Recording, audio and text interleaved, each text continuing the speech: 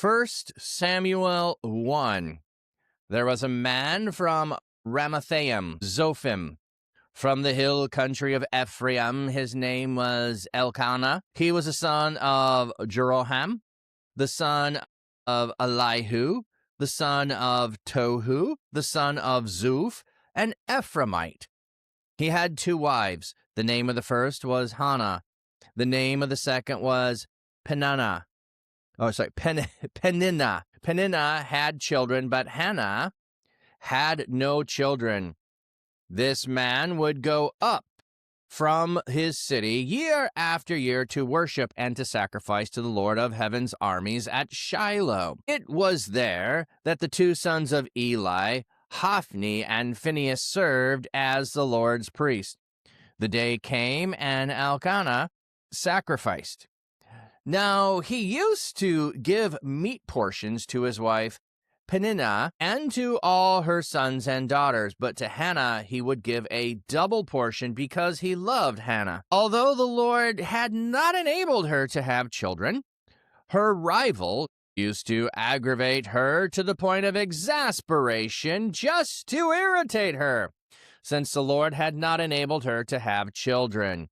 This is how it would go year after year. As often as she went up to the Lord's house, Peninnah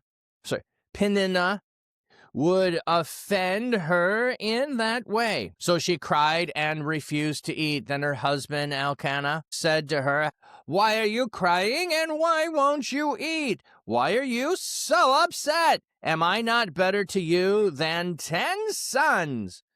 So Hannah got up after they had finished eating and drinking in Shiloh. At that time, Eli the priest was sitting in his chair by the doorpost of the Lord's sanctuary. As for Hannah, she was very distressed. She prayed to the Lord and was, in fact, weeping. She made a vow, saying, "O Lord of heaven's armies, if you would truly look on the suffering of your servant, and would keep me in mind and not neglect your servant, and give your servant a male child, then I will dedicate him to the Lord all the days of his life. His hair will never be cut." It turned out that she did a great deal of praying before the Lord. Meanwhile, Eli was watching her mouth. As for Hannah, she was speaking in her mind, only her lips were moving. Her voice could not be heard. So Eli thought she was a drunkard. Then he said to her, "How much longer do you intend to get drunk? Put away your wine." But Hannah replied, "Not so, my lord. I am a woman under a great deal of stress. I haven't drunken wine or beer, but I have poured out my soul before the Lord. Don't consider your servant a wicked woman. It's just that to this point, I have spoken from my deep pain and anguish." Eli replied, "Go in peace, and may the Lord God of Israel grant the request that you have asked him." She said, "May I, your servant, find favor in your sight." So the woman went her way and got something to eat. Her face no longer looked sad. They got up early the next morning. Then they worshipped the Lord and returned to their home at Ramathaim. Elkanah was intimate with his wife Hannah, and the Lord called her to mind. Then Hannah became pregnant. In the course of time, she gave birth to a son, and she named him Samuel, thinking, "I asked the Lord for him." Then the man Elkanah and all his family went up to make their yearly sacrifice to the Lord and to keep his vow. But Hannah did not go with them because she had told her husband, "Not until the boy is weaned, then I will bring him so that he may appear before the Lord, and he will remain there from then on." Then her husband Elkanah said to her, "Do what you think best. Stay until you have weaned him. Only may the Lord fulfill his promise." So the woman stayed and nursed her son until she had weaned him. Then she took him up with her as soon as she had weaned him, along with 3 bulls and an ephah of flour and a container of wine. She came to the Lord's house at Shiloh, and the boy with them. They slaughtered the bull, then brought the boy to Eli. She said, "My lord, just as surely as you are alive, my lord, I am the woman who previously stood here with you in order to pray to the Lord. For this boy I prayed, and the Lord has given me the request that I asked of him. So I also dedicate him to the Lord. For all the days of his life he is dedicated to the Lord." Then he bowed down there in worship to the Lord. All right, so let's get into this. So a man from Ramathaim Zophim. What do we have in the text there? This is followed by a number of recent English translations. It is possible the Masoretic text arose from a... Okay, so I was just saying there's a variant here. So it could be he is a man from Ramathaim, a Zophite, instead of Ramathaim Zophim. Okay, I don't think that makes any difference for us. So he's from the hill country of Ephraim. And we get his lineage here. We get his lineage. Why is it going to be important? Because Samuel is going to be important. The son is going to be important. So we get the lineage here up front of Samuel, who is going to be a prophet. So in some sense, Samuel is a continuation of the book of Judges in that God raises up a prophet or a judge, and a judge isn't like, gavel and that. It is a person who oversees the restoration of what is wrong. And so Samuel is going to be both prophet and leader of the people, serve the role of king, but not the role of priest. The role of priest is Eli and his sons.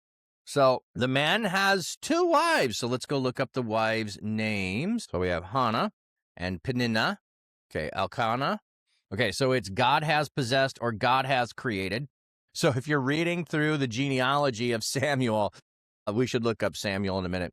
God has created or God has possessed, and then you would see Samuel's name next. That would make a good sentence. Hannah, Hannah means grace. And I like, this is one of those names. Like, I love names that are the same forward and backwards. Like, there is nothing I think cooler than a name that is the same forward and backwards. We don't have enough of those.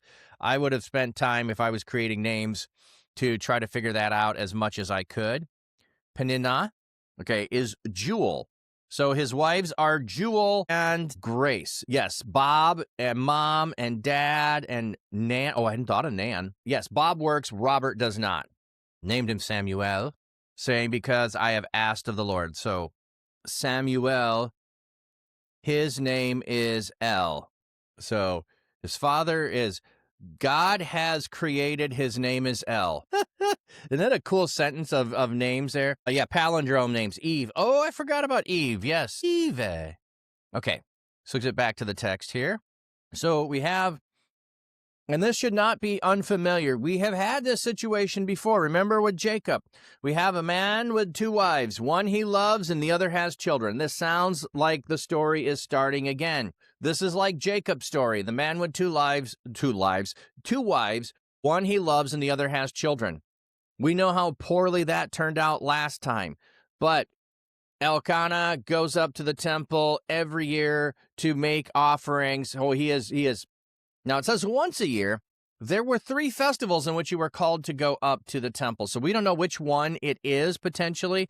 But this is at Shiloh, so there is no temple. It's still the tabernacle in place until we have Solomon. There is no temple. It's the tabernacle. He goes up and he is going to give to his one wife, Jewel, Peninnah, who has sons and daughters, the portion for the sacrifice so they can offer on behalf. They're going to go. And then he gives a double portion to Hannah, who has no children. But her rival irritates her by picking on her having no children. You're barren. Oh, that's right. Where are your kids at? Oh, I forgot you have no kids. Oh, that's right. How many kids? Are your kids lost? Oh, wait. No, you don't have any kids. I don't know what she's saying, but And so year after year, going to the temple to worship. Does this tell you about the heart of this other woman and the bitter jealousy and rivalry that comes in the form of those things? All right, we've got ads going to roll in. We'll get back to this in. So Again, we have a situation. Our mind should be going to Jacob and Leah and Rachel, and that whole situation there. The one is loved, the other has children, and we are repeating that scenario. And husband trying to comfort her. Aren't I better than 10 children is what he's trying to say. Aren't I better than 10 sons? Let me see what the text here has.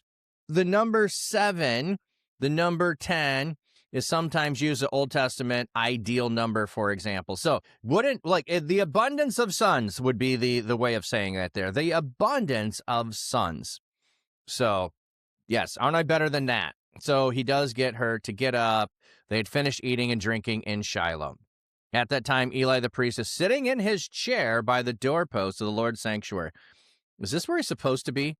Sitting in his chair at the doorpost? This seems like not what he's supposed to be doing. Or perhaps it's on his throne. Ooh, that's interesting. There is no temple, but it says the Lord's sanctuary, so we understand. Yeah, flat cap with a 10. We got a 10. There we go. So Hannah is still very distressed. She is praying. In fact, she is weeping, and she makes a vow. O Lord of heaven's armies, if you would truly look down on your suffering of your servant and would keep me in mind and not neglect your servant and give your servant a male child, then I will dedicate him to the Lord all the days of his life. His hair will never be cut. So Nazirite vow here. Okay, so that is implying that she's going to dedicate him, which also would imply no alcohol should ever, if we're going to go with the no hair shall be cut, we should imply all of the things of a Nazirite, perhaps to Samuel as well. Now, I know there are people who use this passage and apply it to say we should do the same thing of dedicate our children to God. This is something that she is doing. She is barren, okay? She is crying and mourning and weeping. She is going up to worship God. She is offering sacrifices. She has a rival. She is filled with sorrow. And she makes a vow to God that says, if you will bless me with a child, a male child, notice that, a male child, I will give him to you and dedicate him to the Lord all his days. So if you're going to follow this model, I think what you need to do is dedicate him to the Lord all your days. That child is weaned. You should be doing the same thing that she does. If what you're saying is this is the example of dedicating your children, why aren't you following through by actually doing the dedicating of the children and bringing them? And I know we don't have a temple. We don't have a tabernacle. It's not that. You better figure out then, how are you going to dedicate that child to the Lord all his days? Are you going to go take him to a monastery? You could if you're, in a Catholic or Orthodox or some of those. Are you going to go and take them to a church camp? Are you going to take them to a missionary, take them to the mission field? Like, what are you going to do with that child when they're weaned so they're dedicated to the Lord all their life? Like, you take this passage out of context, which it's not called upon for anyone to do this. There are no instructions for anyone else to follow it, and there are no examples of anyone else following this throughout Scripture. So I know I'm going off on a tangent here in regards to that, but I figure I should address it because what in this passage says anyone should copy it, and then if you're copying it, shouldn't you actually copy it? That's all I'm trying to say is you can think through it yourself. You can dedicate your kids to God. That's great. I don't have any problem with dedicating kids to God. But if you're saying the example is Hannah and you're not following through with what Hannah did, then Hannah's not the example. Okay? You're doing something else. So anyway. So Hannah is saying, I am willing, if you will give me a son, to fully give him to you. And when she is praying, notice that when she is praying, she is not moving her mouth. She is not talking out loud. This is an unusual thing, okay, which it causes Eli to believe that she's drunk. Why?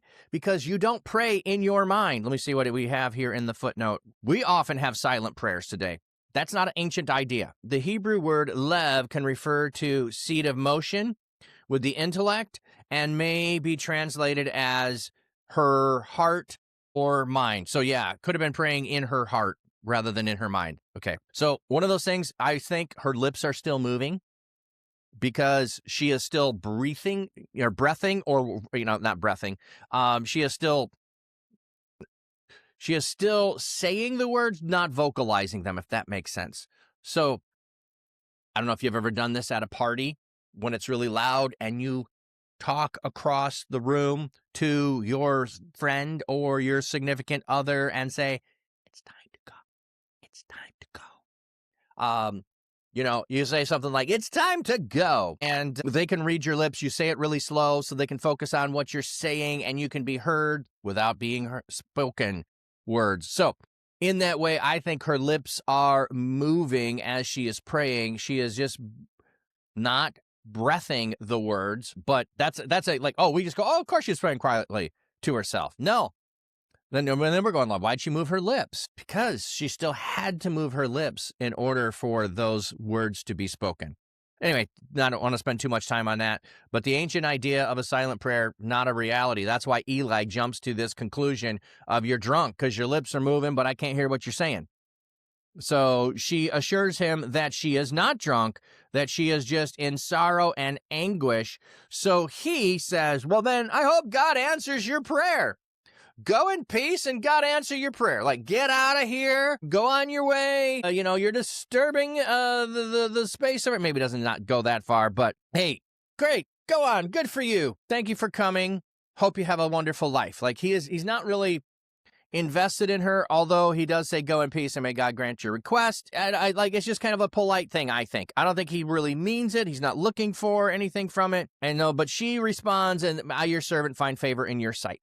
So the woman goes, she has something to eat, and her face no longer looks sad. So this encounter, whether Eli, the priest, is genuine or just going through the motions, I say he's going through the motions because I look at the rest of his life later in the book. They go up, worship the Lord, then they go home, and lo and behold, she gets pregnant. In the course of time, she gives birth to a son, names him Samuel. I asked the Lord for him, so his name is El. God's name is El.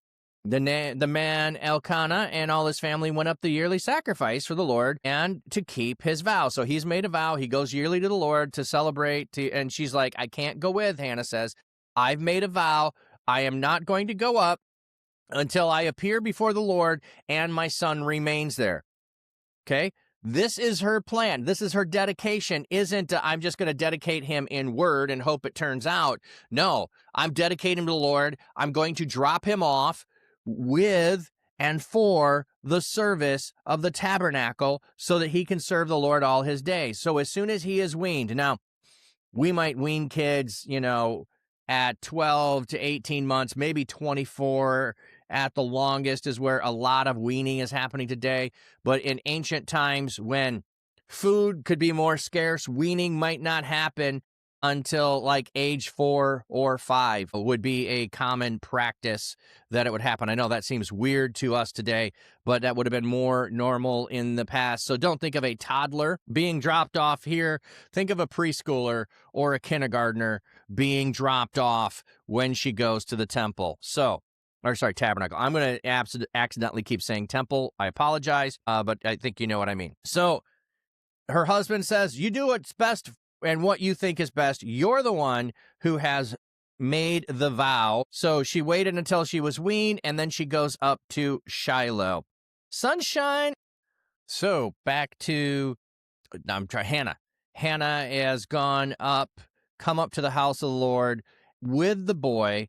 She slaughters the bull and then brought the, actually 3 bulls. What do we have here in the footnote? And an ephah of flour with 3-year-old bull and loaves. Okay, so it could be a 3-year-old bull or it could be 3 bulls. Here later it says they slaughtered the bull.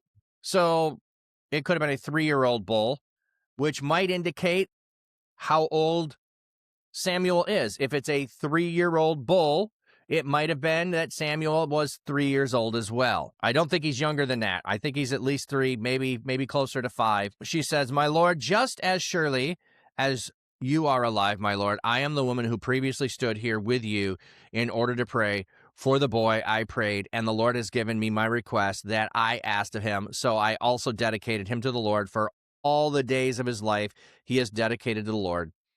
Then he bowed down there and worship to the Lord. He, I believe, is Samuel. The Masoretic text is singular, apparently referring to Samuel, but the CEV Elkanah, a few medieval manuscripts, and some ancient versions take the verb as plural. Okay, so it could have been they, both Hannah, Elkanah, and Samuel could be worshiping the Lord there. Regardless, we have the dedication. So this is a desperate plea.